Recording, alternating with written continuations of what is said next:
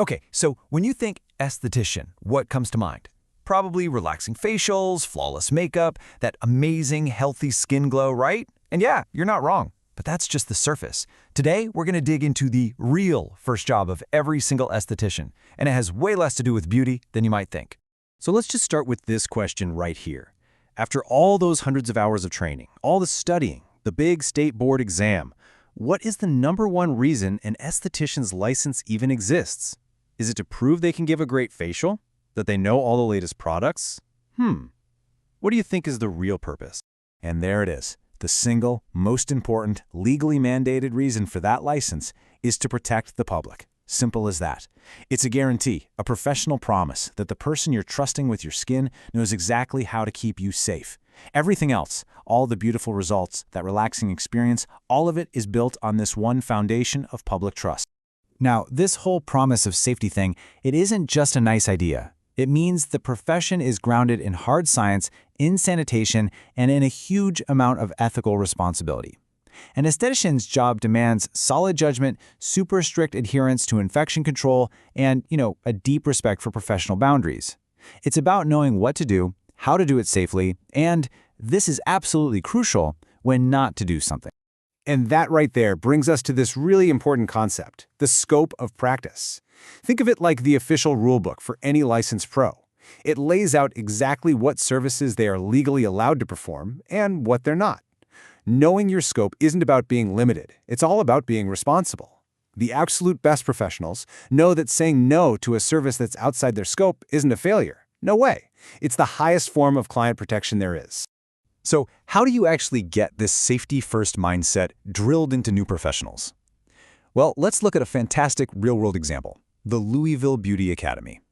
They've built what they call a compliance by design framework, which basically means they embed public safety and lawful practice right into the DNA of their teaching from day one. And here's where their philosophy really comes to life. They've created a public educational library, which means they make their entire curriculum, we're talking everything from lesson plans to study guides, totally open and available. This level of transparency just shatters old barriers for students. It moves away from that old school model of guarding knowledge like a secret recipe and instead puts the public's best interest right at the very center of it all. This quote just nails their whole model. Instead of treating their educational materials like some kind of trade secret, they believe that giving everyone open access to the how-to actually creates a better, more prepared workforce. And what does that lead to? Better consumer protection. It makes perfect sense, right? When public safety is your main goal, being transparent is a massive strength. And get this philosophy isn't just some mission statement hanging on a wall. It's physically built into the very structure of their textbooks and classes. The order in which a student learns is deliberately designed to reinforce that their first job, always, is client safety. Just look at this sequence. Before a student even gets to the fun stuff, the services and treatments, the facials, the makeup, they first have to master infection control and the science of the skin. It's exactly like building a house. You have to pour a solid foundation of safety long before you can even think about putting up the walls or decorating the rooms.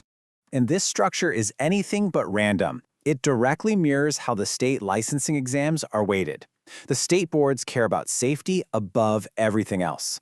So learning in this order helps students really internalize that sanitation isn't just another chapter in a book. It's the absolute bedrock of their entire career. And, you guessed it, the foundation of their clients' trust. Okay, another huge piece of this safety-first approach is all about language, creating a shared professional vocabulary. I mean, in a field that deals directly with people's health and safety, words have to be incredibly precise. Misunderstanding just one single term could lead to a really serious mistake. Take this word, contraindication.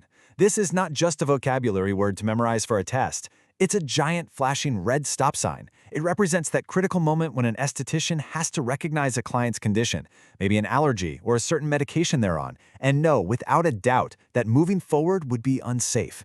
It is all about making the responsible choice every single time. And it's the same with a term like blood-borne pathogens. Understanding this isn't some academic exercise. It's a practical, everyday concern.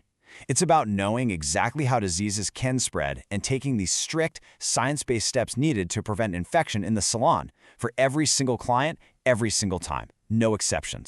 And this all circles back to that licensing exam. The test uses these really specific command words to see if you can use your judgment, not just your memory. As you can see here, it's asking for the best answer, the first step, the most likely outcome. It's designed to see if you can make the safest, most responsible, and legally correct choice under pressure. That's why understanding the nuance here is so critical. So, why are we talking so much about one beauty academy's teaching model? What does this matter in the grand scheme of things?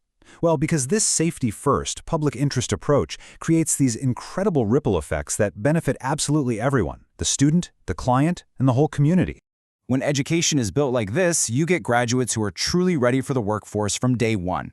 It creates something called licensing literacy, where both the pros and their clients actually understand what that license on the wall really means. And all of this leads to better consumer protection, greater public safety, and a profession that's more sustainable and respected for the long haul.